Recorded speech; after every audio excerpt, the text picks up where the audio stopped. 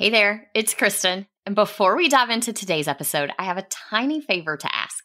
I'm planning some exciting stuff this year for the podcast and my courses, and I would really love your input. I put together a super quick survey. It's mostly multiple choice and shouldn't take you more than a few minutes. Your feedback will directly shape the content I create this year, so I can make sure it's exactly what you need to thrive in your business without the hustle.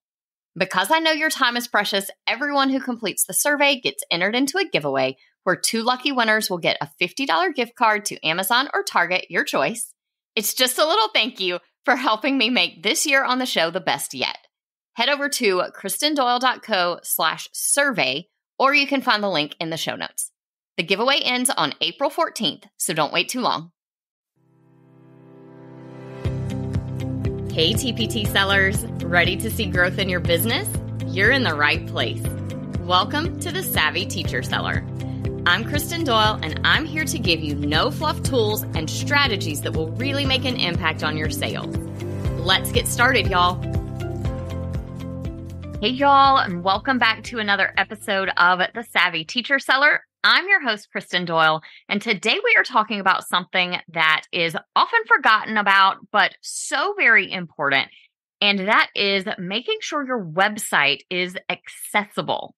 Today's episode comes at a listener's recommendation, actually. She reached out to me a couple of weeks back to share a story about someone she knew who'd recently dealt with a lawsuit due to their website not being ADA compliant. And that just reminded me of how important this is and that it's something a lot of us may not even think about. So today I wanted to share some basic steps that you should take as a business owner with a website toward keeping your website accessible for everybody. Before we get into any of this, I want to remind you of something I know you already know. I am not an attorney, so nothing in here should be considered legal advice at all. I am just here today to give you some practical tips you can take toward making your website more accessible. Now, as a web designer, of course, I do my best to build sites as compliant as possible, but it's also important for all of us to know and understand website accessibility because it's something that we have to continue thinking about on an ongoing basis as we add blog posts or pages or other content to our websites. I know it might sound a little bit intimidating, but by the end of this episode, you'll have a clear understanding of some basic steps you can take to make your website more accessible and why that is so important for our businesses. Let's start with the big question. What on earth is ADA compliance anyway? As teachers, we should all be familiar with the Americans with Disabilities Act, the ADA, that was passed in 1990. Now, initially, this focused mostly on physical accessibility. So things like wheelchair ramps, wide enough doorways for wheelchairs and scooters to get through, braille on signs, that sort of thing. But as more and more things have moved online, it's been expanded to also cover digital accessibility as well. In the context of your website, ADA compliance means making sure that your site is accessible to all users, including those with disabilities, such as vision impairment, hearing disabilities, cognitive limitations, anything along those lines. Now, before we get too far into this, I do want to give you a little bit of a reality check. A 100% ADA compliant website is almost impossible to achieve. It basically would require one of two things, either a fully custom-coded website, and note that that is not the same thing as a custom WordPress site, that we are talking about a fully custom site that is not built on Squarespace or WordPress or Blogger or any platform, but fully custom from the ground up, which is, of course, very expensive and time-consuming. Or the alternative is investing in pricey subscription services that take care of the accessibility for you. Either way, with so many different devices and browsers and user individual settings and different people's individual needs, it really is near impossible to be fully compliant. So before you start thinking, well, why even bother? I want to remind you that just because we can't get it perfect does not mean we shouldn't do as much as we possibly can. As teachers, we know how important it is to adapt our teaching to reach every student in our classrooms. Not one of us would balk at whatever is put in an IEP plan. We would make it happen in our classroom, even if it was difficult, because we know how important that is. The same thing applies to our websites. Every step that we take toward ADA compliance makes your content on your website more accessible and more inclusive. And that's so important because it means you're able to reach and help one more teacher with your content. There's also a very practical business side to this. Taking these steps to improve accessibility can help you reach a wider audience. And from a business standpoint, it can also help you avoid some potential legal issues. There are people out there, believe it or not, who are specifically searching for business-owned websites that are out of compliance so that they can sue. And you don't want to be one of those people. So, what can we do about our websites? There are some free compliance checkers out there that you can run that will basically scan your website and let you know what parts of it are in compliance and what parts of it are not in compliance. And I'll drop the links to a couple of those in the show notes that I've used and like. However, be aware that some of the things they ask you to fix will require custom code, and sometimes these things aren't even possible depending on what platform you're on. What is more doable for most of us is to fix some of the top things, those things that really matter the most. These are things that aren't too difficult to change out on your website, but they make a big, big difference for people who need that accessibility. I'm going to link the official ADA guidelines in the show notes, but each of the things that I'm about to talk about are some of the main points that they cover, and they're those most important things we need to be doing for accessibility purposes. The first thing I want to talk about is making sure that your fonts are easily readable. I know we all love our fancy fonts and they look great in your logo, but the fonts you use on your website have to be readable above all else. A clear font makes sure that everyone, including people with dyslexia or vision challenges, can read your content. So I would recommend that you use standard fonts like Roboto, Poppins, or Lotto for the text that is on your website. And that includes the titles of pages and the headings and subheadings on your site as well. Save the cute fonts from your favorite TPT font creator for your logo and your product covers and those sorts of things, and use those more standard fonts on your website. Number 2 is to make sure that you have enough color contrast.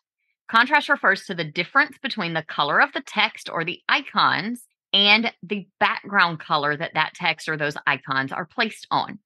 So this includes the background of your website, which is probably white, with whatever text is on it, but also any big color blocks you might have on your homepage, and especially your buttons. This tends to be a big issue with TPT sites specifically because our brand colors tend to use really bright colors or sometimes pastel colors. And with those, it can be hard to get enough contrast between the text and the background. Color contrast is important because it helps users who have color blindness or any type of vision impairment distinguish text from its background. And let's be honest, not having enough color contrast can make it hard for all of us to read the text that's on the page. So you can use an online tool like the color contrast checker that I'm linking in the show notes to check and make sure that your text and background colors meet those minimum accessibility guidelines for the color contrast. Pay special attention to the difference in font sizes because what's considered accessible at a really big font size or with bolded text is not accessible on smaller text. And you've probably seen that in practice where something that you can read really well if you bold the font is hard to read if you don't. One of the biggest issues I see with this tends to be buttons, so you want to pay special attention to that. Number 3 is to make sure you are using a text alternative for all of your images. See, visual content like images is not accessible to everyone. Users who have visual impairments or those that are using screen readers for any reason rely on the alt text to provide a verbal description of the image that's on your page. Good news, that alt text is great for SEO as well. So you want to make sure to make your alt text descriptive but concise. Instead of using just the file name of the image, something like image1.jpg, use something like students collaborating on a science project. I actually recommend that you do this when you're naming your files as well. So instead of uploading a file named image1, go ahead and name it students collaborating on a science project.jpg and upload it that way. If you are using rank math on a WordPress website, you can actually set Rank Math up to automatically create alt text based on your image file name. So if you name your images right, which is good for SEO, then Rank Math will pull that information and use it to create your alt text. And I will link an article in the show notes that walks you right through how to set that up. Number 4 is on a very related topic. When it comes to your images, don't use images as a replacement for text. I know we can make such cute images in Canva or PowerPoint, but screen readers cannot read the text in the images the same way that they read actual text. This means that users who rely on a screen reader would just miss that part of your content. And the same is true for search engines, so it's not good for SEO either. Now, if you love creating that type of images, if you like the way they look on your website, that's fine. Just use them sparingly and use them to enhance the content rather than to contain the main content of the page. And if you are going to include text in an image, always provide that same information in a plain text format on your site. And remember to add good alt text to the image when you upload it. A good example of this that you can see right on my website on the podcast page is that I have the name of the podcast episode as part of the podcast cover image for each episode. However, the actual episode name is also printed in regular text immediately below that image. So it's in there both ways, and that is perfectly fine. That is the right way to do this. Number 6 is one that we don't think about very often, but it is to make sure that your site is accessible by keyboard only. Some users, particularly those with motor disabilities, rely specifically on a keyboard to navigate around websites. You might have experienced a time when maybe your mouse died and you needed to use a keyboard to get out of something, and it can be really tricky. So I would recommend every now and then just navigate through your website using only the tab and the enter keys. If there is a feature, a function, a clickable element that you can't access when you tab through, then neither can your keyboard reliant users, and it's important to fix that so that every piece of your website is accessible for them. And number 6, last but not least, is another one that's good for everyone. Avoid automatic media play. Unexpected sound playing on a website can be jarring for all of us, whether someone has auditory sensitivities or they're in a public space with no headphones. Make sure that you always have play and pause buttons on videos and you add captions or transcripts.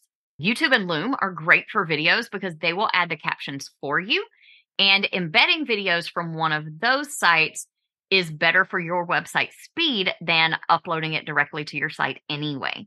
So definitely look into embedding from a site like YouTube or Loom as an alternative. And if you have a video that automatically begins playing, make sure that the sound is muted when that happens. All right, that wraps up our chat on ADA compliance and website accessibility. I know it's a lot to take in, but remember, every step that you take makes a big difference for somebody who really needs your site to be more inclusive. And as teachers, we, above so many other groups of people, we know how important it is to be inclusive of all of our learners, and that also goes to all of our audience members for our business. Your action step for today is to head to your website and give it a once-over with these tips in mind, or use one of those accessibility checker tools. Chances are you'll find at least a thing or two that need to be made more accessible, so pick one to tackle this week. If you need a suggestion for what to look at first, go check your color contrast. When you do, I would love to hear about it. Share what you're working on in our Savvy Teacher Sellers Facebook group, or tag me on social at KristenDoyle.co. Thanks for listening to today's episode. I hope that it has helped give you some direction in these important steps that you can take to make your website more accessible for everyone. I'll talk to you soon. I hope you enjoyed today's episode. If you did, please share it with another teacher seller who would also find it helpful.